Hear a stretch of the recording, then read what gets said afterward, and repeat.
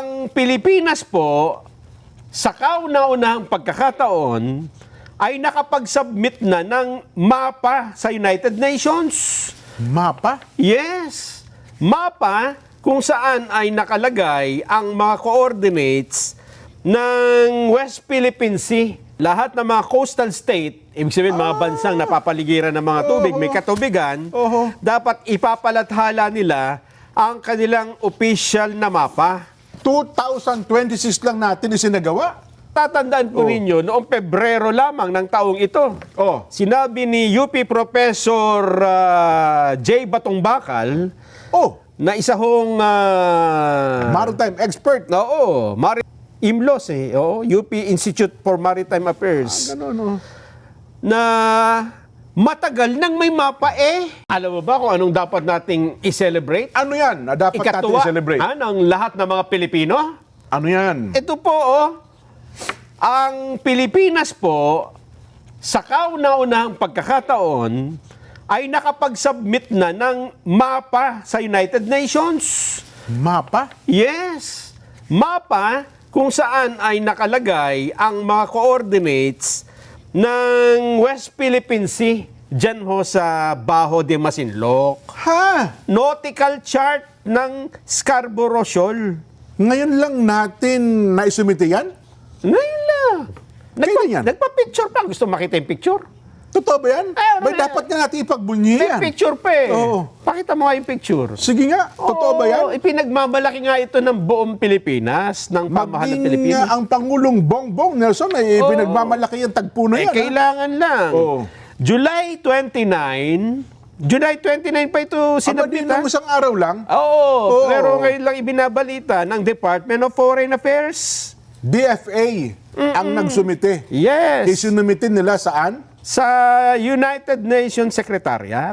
Aba. Oo. Sabi ng DFA, ito ay alinsunod sa Article 16 ng 1982 United Nations Convention on the Law of the Sea o UNCLOS. So noon pang 19 ano yan? 82. 1982, inaatasan na tayo na magsumite ng mapa. Lahat ng mga coastal state, ibig sabihin mga bansang napapaligiran ng mga tubig, may katubigan, dapat ipapalathala nila ang kanilang official na mapa. 2026 lang natin isinagawa. Geographical coordinates sa magpapakita ng ating baseline. Ipakita natin yan, direct. Totoo ba yan? Baka sabi nila, kwentuhan nyo lang, dalawa kayong kamuting kahoy. Totoo ito. Ano ang batayan natin na nangyari nga yan? At dyan, ipapakita din ang territorial sea at exclusive economic zone.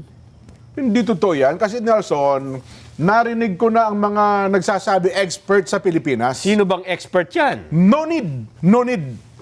Hindi na natin kailangan yan kasi automatic atin na yan Ang sabi niya basta alam na natin yung baseline natin, yung coastline. Kwekwentahin mo lang 200 nautical miles. Pag sinukat mo yan. Yun na yun. Totoo. Hindi na kailangan ng mapa-mapa na yan. Alam na natin yan. Hindi na kailangan natin ng anong coordinates. Paano may coordinates sa tubig yan? Natatandaan ko, meron pang isang professor dyan, Isang professor, maritime expert, ang pakilala niya, kinutya pa si Senador Rodante Marcoleta noon Nang sinabi ni Senador Marcoleta noon na nasaan yung mapa natin na may coordinates, isubmit na natin sa United Nations. Bakit ngayon hindi nyo pa nagagawa? Inaatasan na tayo, batay pa sa desisyon nga ng UNCLOS, sabi nung, ano man tawag doon? Anong pangalan nun? Ang sabi nila, si ano doon yun Professor Stone Iron. Stone Iron. Hindi, baka ito naman ang katwiran nila dyan, Nelson. Hindi, ang sinasabi namin automatic kong atin ay ang West Philippine Sea. Hindi yung binabanggit mong Baho de Masinloc. Ano yan? Anong titulo nung sinumitin nating mapa? Baho de Masinloc and Approach. Ibig sabihin, yung papunta doon hanggang yung paligid. So, hindi niya West Philippine Sea yan. Iba yung West Philippine Sea.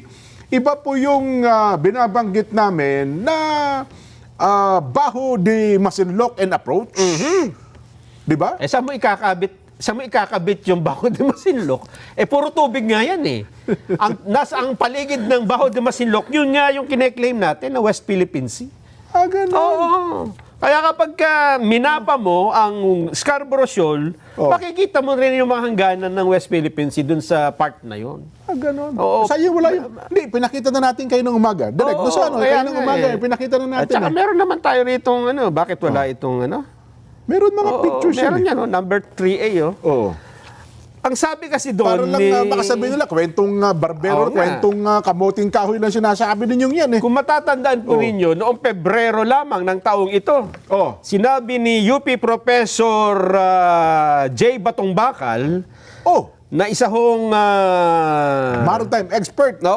maritime Tagapagturo yan affairs sa and law of the sea, IMLOS UP Institute for Maritime Affairs. Ganun, Na matagal nang may mapa ganun. February to, ha? Hindi naman kasi nagtatanong. Ba't kasi hindi kayo nagtatanong? Ang pinatutungkulan dito si Senador Marcoleta. Nung hinahanap ni Marcoleta kung nasan yung mapa natin, para bakit hindi pa ginagawa. Ang sabi nitong si Professor, matagal nang may mapa, hindi naman kasi kayo nagtatanong. Huwag kasi kayong basta-basta nagpapadala sa mga haka-haka o maling impormasyon, lalo na sa mga taong hindi naman eksperto sa batas ng dagat at teritoryo. Na ang tinutukoy niyo dyan, si Senador Marcoleta. Huwag kayong maniwala dyan. Hindi, nagpalabas nga sila ng mapa, Nelson, nang galing sa Namria. Ayun nga. Dito pinakita rin natin dito sa Palatuntunan, di ba? Ang problema, yung mapang ipinakita nila ay mapang pang-eskwelahan dyan, administrative map. Administrative map. Para halimbawa mag-aaral kayo, di ba? Ito mapa ng Pilipinas, ito ang West Philippine Sea. Hindi yun ang mapang hinahanap ni Senador Marcoleta. At ika lang na siya, bago mo tuloy, Yan July 31 July 31. Philippines Deposit Chart of Baho de Masinloc Ayan. with United Nations. Ayan, Sino ang representante ng Pilipinas diyan? Yung Permanent representative Sa Enrique UN. Manalo. Si Sir Ike, kilala ko yan. Oo. Tapos itong mga tumanggap, mga taga-United Nations ito. Ayan kilala ko yung babae. Nagkakapi kami niyan dati. Diyan sa UN. So sa UN ito? UN Avenue dyan. Ba hindi? Teka. Baka sabihin. Di ba sa UN Avenue yan? Hindi. Talagang sa United Nations, sa New York yan? Ayan 31 July 2026. Aba. Philippines Deposits Chart of Baho de Masinloc Totoo with na, United Nations. Tingnan mo tingnan yung mabuti mga babayan yung mapa. Yan ba yung mapang itinuturo sa mga paaralan na sinasabi ni Batong Bakal na matagal nang may mapa, hindi naman kasi kayo nagtatanong. Ibang-iba po kasi yung tinan mo green lang yan, di ba? Yan yung Baho de Masinloc, tsaka yung paligid niya, yung mga tubig. Yun nga, baka ang ikatwiran nila, Nelson. Hindi, ang sinumitin natin dyan, Baho de Masinloc. Ayun nga. Bakit hindi yung matagal ng mapang sinasabi ni Batong Bakal lang isinabmit? Yung administrative map. Ayun ang hinahanap di ba? Hindi, kaya nga administrative map yung tinawag. Pang-local lang yun, sa atin lang yun. Ang hinahanap po ni Senador Marcoleta, yung ang UN Nautical Chart, gaya niyang isinabmit ng Pilipinas sa UN noong July 31. July 31 yung nakalagay, no? Oo nga. July 31. Kaya maliho yung katwiran noon ni Batong Bakal na matagal nang may mapa. Matagal nang may mapa pero hindi pwede isabit sa UN, di ba? Hindi. So, ibig sabihin, kung talaga atin yan, ba't pa tayo nag-submit ng mapa pala, no? So, ibig sabihin, ito'y... para makilala nga tayo. Sinabit ba ito doon sa yung International Hydrographic, yung IHO? Hindi, dyan muna. Dyan muna Kasi sa UN. pagtatalunan yan Pwede may mga question Oo nga pala, baka may mag-claim na iba, may mga claimants. Pagka inaprubahan yan, tsaka yan matatala dun sa record. Kasi nga, gaya ngayon, Nelson, ay tumututol na ngayon ang China. Dito sa pagsusubitin natin ng mapang ito. Siyempre, kasi claimant din sila doon. Yan. At di natin alam kung baka tumutol din yan yung Vietnam, ha? At yung iba pang claimant, Kasi Indonesia.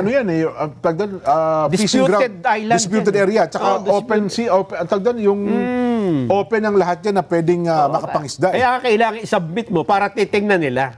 I-compare nila sa mapa nila kung alin doon yung